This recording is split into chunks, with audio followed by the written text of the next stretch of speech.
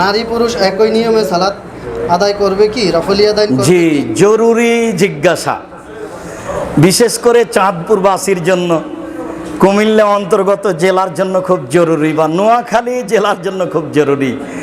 নারী পুরুষের সলাৎ কি একই রকম? একেবারে একই রকম, একেবারে একই রকম, কোনোই পার্থক্য নাই। এতটুক যে নারী ইমাম দাঁড়াবে কাতারে, সামনে যেতে পাবে না। এতটুক যে নারী ইমামের ভুল হলে হাতের উপরে আঘাত করে সতর্ক করবে, সুবহানাল্লাহ নয়। এছাড়া নিয়ম কানুন, রুকু সিজদা একেবারে একই।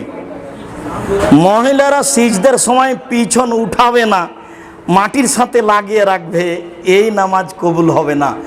সারা দুনিয়ার মহিলা যদি এইভাবে নামাজ পড়ে, কারো নামাজ কবুল হবে না।